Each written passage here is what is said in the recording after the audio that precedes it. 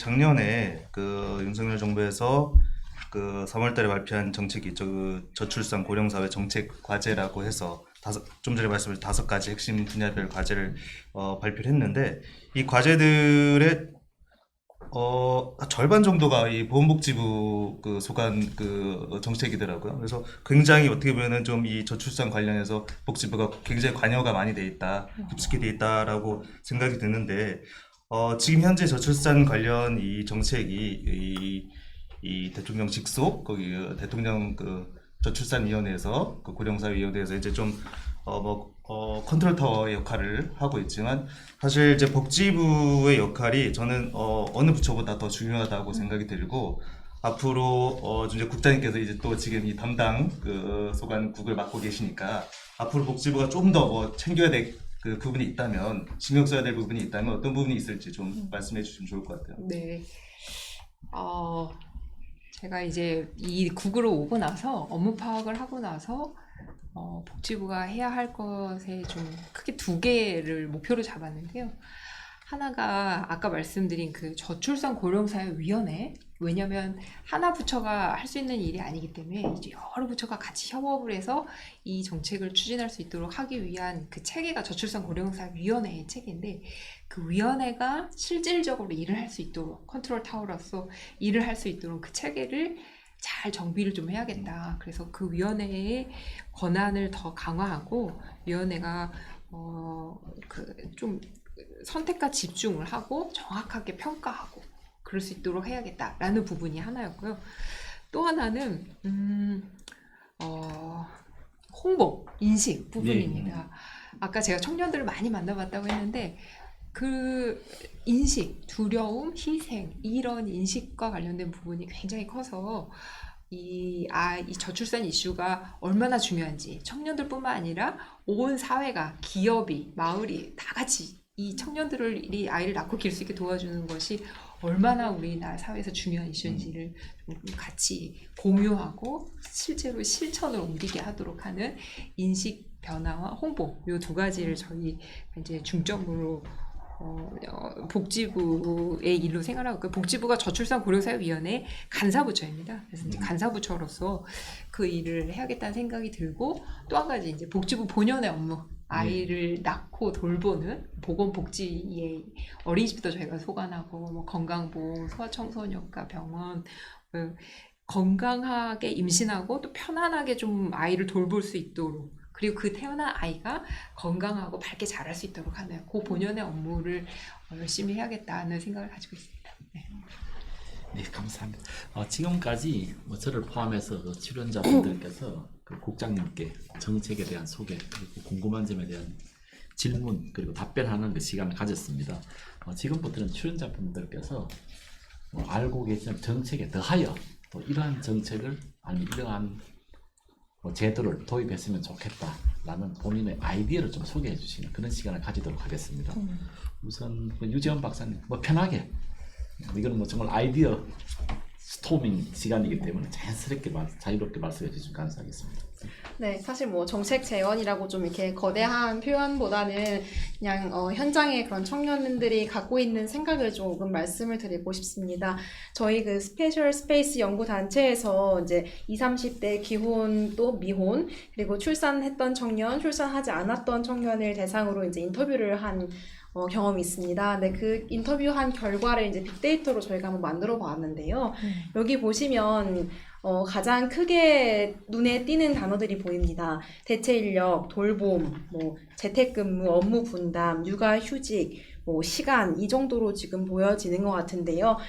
이만큼 여성들, 그러니까 출산을 했던, 안 했던, 기혼이든 미혼이든 이만큼의 이제 일 양육 병행에 있어서 굉장히 부담을 많이 느끼고 있다라는 그런 결과로 볼 수 있을 것 같습니다. 그럼에도 불구하고 밑에 하단에 보이실 것 같은데 행복이라는 그 키워드가 있습니다. 미혼 청년만 인터뷰를 한 게 아니거든요. 그러니까 기혼 청년이 함께 섞여 있는데 저렇게 빈도수가 나왔다라는 것은 사실 그만큼 출산을 해봤던 여성이라면 행복하다라는 가치를 충분히 느끼고 있다라는 결과로도 해석을 할 수 있을 것 같습니다. 그래서 청년이 사실 딩크족을 선호하는 가치관으로 바뀌고 있다라고 그렇게 현상을 진단하는 것들을 많이 볼 수 있는데요. 사실은 출산 의향과 행동을 나눠봐야 된다라고 저는 판단을 하고 있습니다. 그러니까 의향에서 행동까지 가는데 육아 그런 병행의 어려움이라든지 사회적 인식 구조가 이제 조금 부당하다라고 여겨졌을 때는 출산 의향이 있더라도 행동으로 가는 데는 연기가 되거나 아니면 조금 주저하게 되는 그런 변화가 있을 수 있기 때문에 그런 부분에 있어서 좀 사회적 인식 요인을 많이 이제 바꿀 수 있는, 그러니까 문화를 바꿀 수 있는 그런 정책이 조금 더 많아졌으면 좋겠고, 그리고 출산율이 이제 목표가 되는 그런 정책은 조금 지향하는 방향으로 갔으면 좋겠다라는 그런 말씀을 조금 과감하게 좀 드려보는 것 같습니다. 일가정 양립 문화 구축을 할 수 있는 그런 정책, 또 사회적인 인식을 개선한다라는 게 사실은 정말 정말 어렵습니다. 하지만 청년들이 체감할 수 있는 부분의 정답은 또 거기에 있다고 저는 판단을 하고 있기 때문에 출산율이 목표가 되는 것이 아니라 정말 진정으로 청년들이 삶의 질을 체감할 수 있고, 출산이라는 게 어떻게 보면 손해의 영역으로 지금 많이 인식이 되어 있거든요. 근데 원래 이제 기쁨보다는 사실 슬픔, 뭐 이런 희생, 이런 감정이 조금 더 크게 와닿기 때문에 출산이라는 자체가 손실의 영역이 아니라 어떻게 보면 가치에 있어서 행복의 그런 이득의 영역이 될 수 있을 정도로 이제 인식 문화가 개선되도록 많이 힘써주시면 감사할 것 같습니다. 네. 네, 감사합니다. 그 다음 강정희 부장님. 네. 저도 차트 한번 올려주시면 감사하겠습니다.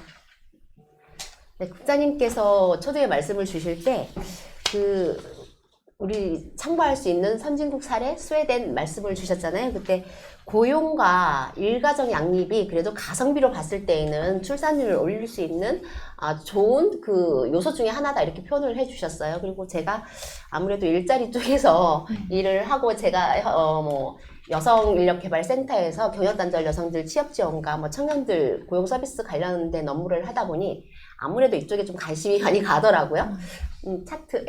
차트를 한번 봐주시면은 이거는 22년도 기준 일가정 양립 실태조사 보고서에 나와 있는 자료예요. 근로자 대상으로 조사를 했을 때 일가정 양립을 위해서 필요한 정책이 무엇이 있을까요? 라는 질문으로 설문을 한 내용인데, 제일 높았던 것이 시차 출근, 시차 출퇴근 관련되어 있는 게 있고, 재택, 시간제 근무 등 유형 근로제 확산, 이 파트가 하나가 제일 높았고요. 두 번째는 남녀 고용 차별 개선 및 직장 내 성희롱 예방.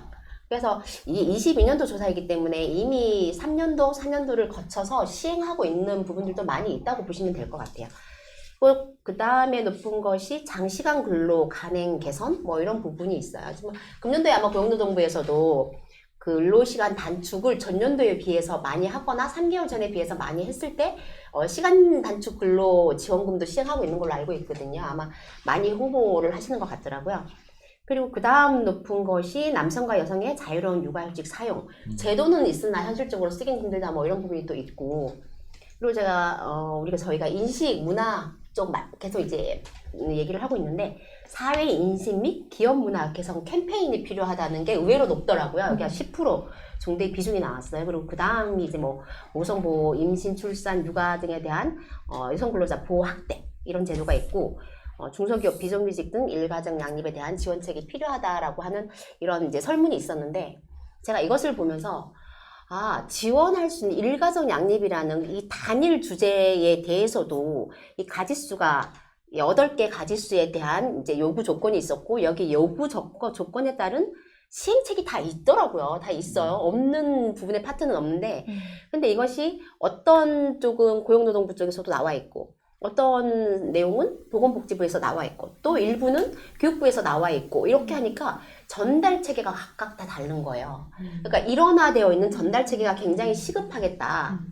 수요를 하는 기업 입장이나 아니면 수요를 하고 있는 당사자 입장에서 봤을 때 정책이 어디에 있는지를 찾기가 힘들어가지고 여기도 갔다가 저기도 갔다가 이런 이제 구조적인 문제가 있는데, 현재 있는 그 위원회보다는 그래도 한 부서로서의 가칭, 지난 저희 3회차에 토론을 했었잖아요.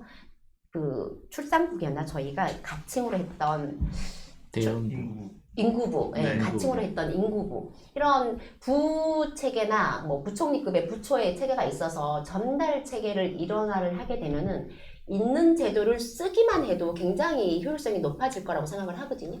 그리고 또 하나의 문제는 동일하게 주택 지원 정책이어도 출산이나 육아에 또 따라서 들어오는 주택 정책이 있는데 실질적으로 보면은 출산에 따라서 나오는 정책보다는 청년이기 때문에 받을 수 있는 그 지원이 더 나을 때가 있는 거예요. 그래서 아까 말씀 주신 그런 게 페널티라는 단어가 나올 수도 있거든요.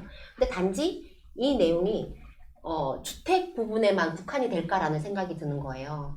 지원금 쪽에서도 분명히 그런 문제가 생길 수 있을 거라는 게 육아휴직에 대한 부분도 육아휴직 제도도 있지만 일반적으로 육아휴직에 나오는 출산 장려금이 또 있고 그다음 아이를 했을 때 아이 보육을 위한 그냥 부모 수당이 또 있고 이걸 또 중복을 해서 보다 보면 비대상자 입장에서 봤을 때에는 저렇게 많이 예산을 쓰는데 이게 왜 정책에 대한 효과가 나오지가 않아 이렇게 얘기할 수가 있는 부분이 있단 말이죠. 너무 산발적으로 나와 있는 정책이 가지수가 많아 보이는 그 좀 불합리한 부분, 불합리해 보이는 부분들이 있을 수 있으니 전달 체계를 일원화해서 조금 깔끔하게 정리를 했으면 좋겠다. 한 곳에 딱 들어가면은 이렇게 사다리 타는 것처럼 해당이 됩니까? 아니요. 해당이 됩니다. 예스. 이렇게 타고 내려가고 그럼 더 좋은 조건을 선택할 수 있고 이러면 너무 좋겠다라는 생각을 해봤습니다. 네. 네, 말씀 감사합니다. 다음 그 보좌관님. 네.